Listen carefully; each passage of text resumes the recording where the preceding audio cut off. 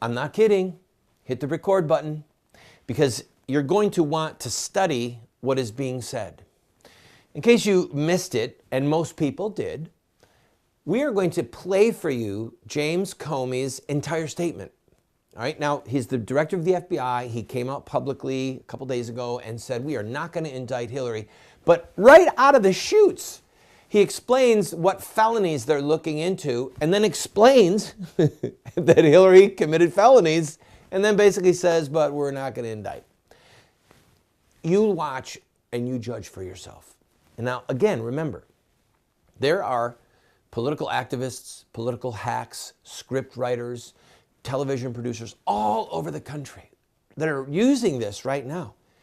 You're going to see clips from this from now until Election Day. But why just watch the work of other people when you can be the one creating the ad based upon what you are about to see?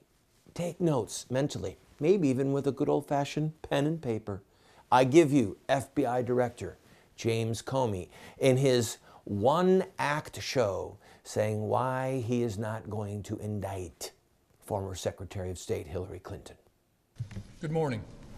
I'm here to give you an update on the FBI's investigation of Secretary Clinton's use of a personal email system during her time as Secretary of State. After a tremendous amount of work over the last year, the FBI is completing its investigation and referring the matter to the Department of Justice for a prosecutive decision. What I want to do today is three things. I want to tell you what we did, I want to tell you what we found, and I want to tell you what we're recommending to the Department of Justice. This is going to be an unusual statement in at least a couple of ways. First, I'm going to include more detail about our process than I ordinarily would, because I think the American people deserve those details in a case of intense public interest. And second, I have not coordinated this statement or reviewed it in any way with the Department of Justice or any other part of the government. They do not know what I'm about to say. But I want to start by thanking the FBI employees who did remarkable work in this case. Once you have a better sense of how much we have done, you will understand why I am so grateful and so proud of their work. So first, what we have done. This investigation began as a referral from the Intelligence Community Inspector General in connection with Secretary Clinton's use of a personal email server during her time as Secretary of State. The referral focused on whether classified information was transmitted on that personal system. Our investigation looked at whether there is evidence that classified information was improperly stored or transmitted on that personal system in violation of a federal statute that makes it a felony to mishandle classified information either intentionally or in a grossly negligent way, or a second statute making it a misdemeanor to knowingly remove classified information from appropriate systems or storage facilities.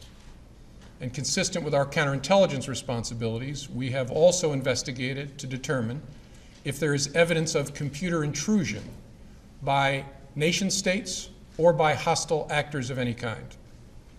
Now, I have so far used the singular term email server in describing the referral that began our investigation. It turns out to have been more complicated than that.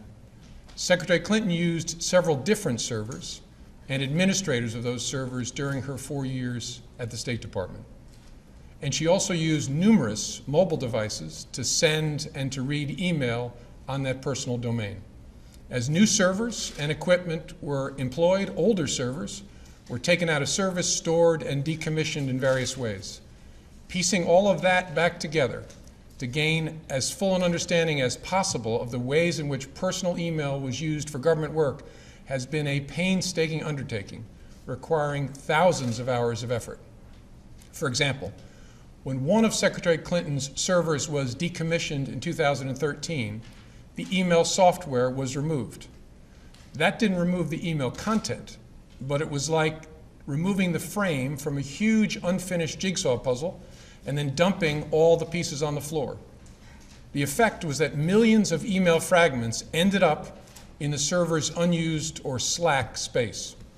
We searched through all of it to understand what was there and what parts of the puzzle we could put back together again. All right, I've got to take a quick break. Oh, there's more coming. I know you're going, I can't believe this is happening. I can't believe this is America. Imagine if it had gone this way in regards to, oh, say, Watergate. I'll be right back.